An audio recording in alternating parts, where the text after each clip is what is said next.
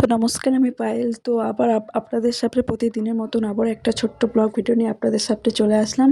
তো ভিডিওটি ভালো লাগলে আমার পেজটিকে ফলো দিয়ে পাশে থেকো।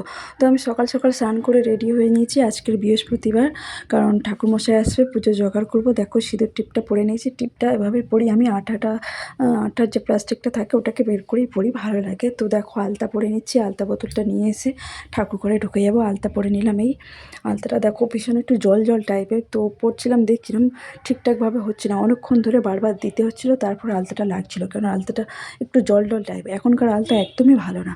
তো তারপর ছাদে চলে এলাম দেখো জামা কাপড় মিলতে। জামা কাপড়টা আমি স্নানের আগে ধুয়ে রেখেছি, কারণ স্নানের পরে আমার জামা কাপড় ধুতে একদমই ভালো লাগে না। স্নানের আগে জামা কাপড় কেচে ধুয়ে রেখে নিকড়ে রেখে দিই, তাতে আমার সুবিধা হয়। তো তারপর ঠাকুর ঘরে ঢুকে গেলাম। ঠাকুর ঘরের অবস্থা তো একদমই ভালো নেই। দেখো আজকাল জানোই তো সবাই, প্রায় দিন ঝড় বৃষ্টি হচ্ছে, বৃষ্টির সাথে বেশিরভাগটাই ঝড়ই হচ্ছে। তার জন্য ঠাকুরঘরে হাল দেখো একদমই ভালো নেই।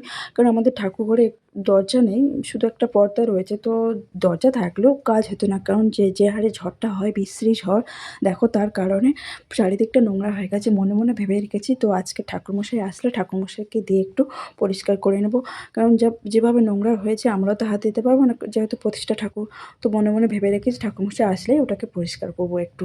তো দেখো এতগুলো থালা বাসন আজকে মাজতে হবে, দেখেই তো ভয় করছে এই রোদ্দুরে। আমি একটু ছাওয়া জায়গা দেখে বসে পড়েছি। পিতম্বরী পাউডারেই ঢেলে নিলাম, কেন এগুলো পেতলের থালা বাসন। পিতম্বরী পাউডার দিয়ে না ধুলে একদমই পরিষ্কার হয় না, বা একটু চকচকে হবে এটা দিয়ে ধুলে, পরিষ্কার করলে। পিতলের থালা বাসন বুঝতে তো পারছো যে একটু যদি না পরিষ্কার না থাকে ভালো লাগে না। দেখো শাঁখ কাশি, ওই যে দেখো একটা ছোট্ট ঘন্টা রয়েছে, সবগুলো আজকের মাজতে হবে। এখানে পঞ্চপ্রদীপও নিয়েছি আমি, এগুলো মাজতে হবে। আজকে বৃহস্পতিবার বলে কথা, ঠাকুরমশাই আসবে। এগুলো আমরা প্রতি বৃহস্পতিবার মাঝি, ঠাকুরমশাই এসে পুজো করে। এই সমস্ত জিনিসটাই মাজতে হয়। তারপর এগুলোকে ভালো করে মেজে ধুয়ে পরিষ্কার করে নিচ্ছি।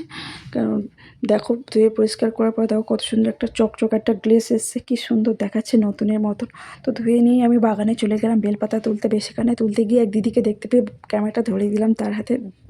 তো সেই ধরলো ভালো করে।